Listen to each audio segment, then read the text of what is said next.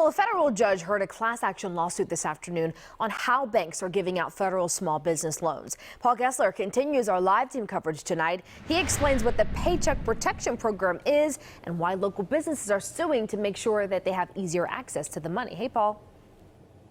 Nicole, hi. The PPE is essentially a forgivable loan program, part of that $2 trillion stimulus, the CARES Act, that was signed into law 2 weeks ago today. The Paycheck Protection Program approved nearly $350 billion in government-backed loans meant for small businesses to cover 8 weeks of payroll and other expenses. Unfortunately, the banks were the ones that were supposed to administer it. But it wasn't their money. It's Treasury money.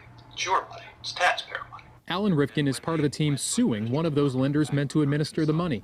Bank of America is prioritizing some businesses based on lending relationships, forcing business owners like Yasmin Young to wait. I was hurt, I was upset, and then I was mad. Young has been in business with the bank since before she opened Diaspora Salon in Charles Village and have a Bank of America loan, so she couldn't get that PPE money. You have the ability to be a beacon of hope for people like me, and you are choosing to not do that. The bank said many other lenders chose not to participate in the program at all.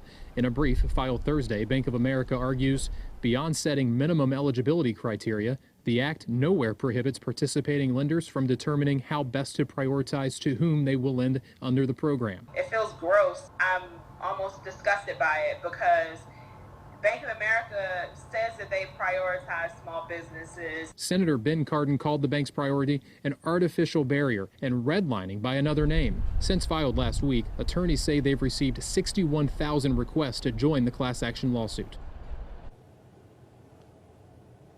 The PPP is essentially that forgivable loan program. Those arguments for a temporary restraining order just concluded. Judge Stephanie Gallagher did not issue a ruling. She said instead that she would do so later as soon as possible. Bank of America attorneys argue they are prioritizing clients who have borrowing relationships to speed up the process. Reporting live tonight, I'm Paul Gessler for WJZ.